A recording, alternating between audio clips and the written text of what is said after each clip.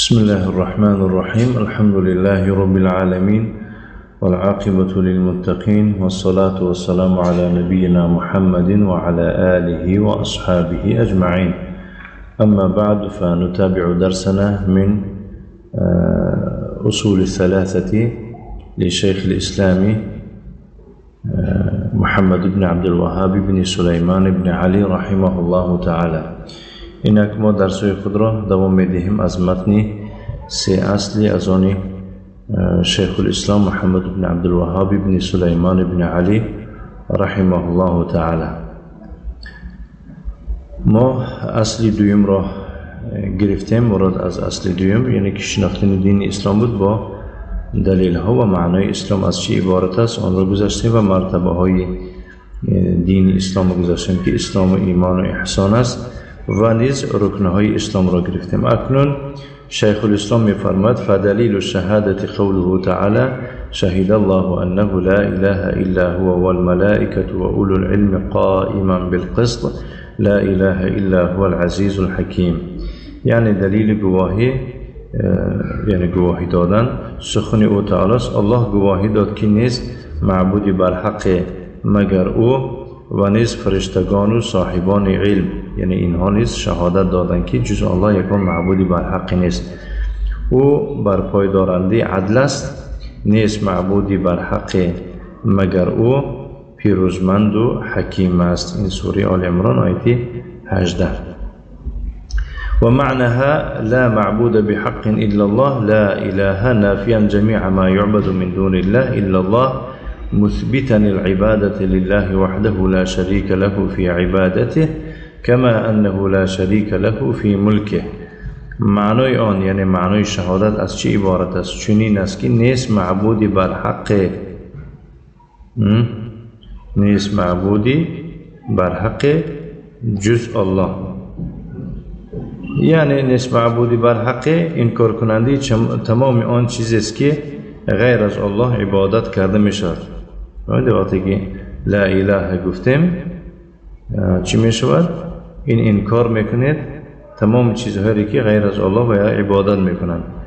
و مگر الله گفتن یعنی الا الله اثبات یا که ثابت کننده عبادت است برای الله یگانه ای که در عبادتش شریک ندارد، چنانه که در ملکش شریک ندارد. یعنی چنانه که الله تعالی در توحید ربوبیت شریک ندارد در توحید الوهیت نیز شریک ندارد. و تفسیرها الذي يوضحها قوله تعالى وإذ قال إبراهيم لأبيه وقومه إنني براء مما تعبدون إلا الذي فطرني فإنه سيهدين وجعلها كلمة باقية في عقبه لعلهم يرجعون. و تفسیر آن را سخن او تعالی ایضاح می‌دهد، یعنی که تفسیر شهادت لا اله الا الله از چی عبارت بودنشه الله سبحانه و تعالی در دیگر جا می‌فرماید.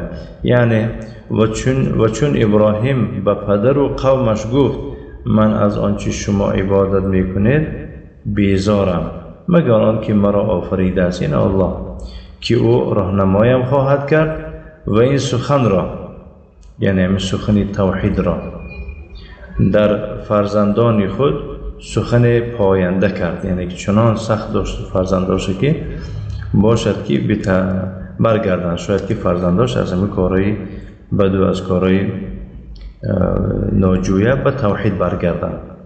این سوره زخرف آیه 26 تا 28. و قوله تعالی قل یا اهل الكتاب تعالوا الى كلمة سواء بيننا وبينكم ألا نعبد إلا الله ولا نشرك به شيئا ولا يتخذ بعضنا بعضا أربابا من دون الله فإن تولوا فقولوا اشهدوا بأننا مسلمون. و سخنی الله تعالی است بگو ای اهل کتاب بیاید از آن کلمه‌ای که پذیرفته ما و شماست، یعنی که قبول ما و شما هست پیروی کنیم، آن که جز الله را نپرستیم و هیچ چیز را شریک او قرار مدهیم و بعضی از ما بعضی دیگر را غیر از الله پروردگاران مگیرم. بعضی انسان دیگر همچون به جای الله پروردگار میگیرن، یعنی چیزی که هوای حلال گفته باشه حلال و حرام گفته باشه حرام میدانن، چون این درست نیست. پس اگر آنان روی بگردانند یعنی کلمه توحید قبول نکنند شما بگوید گواه باشید که ما مسلمان هستیم و مسلمان هستیم. سوره آل عمران آیه 64 کفایت میکنه.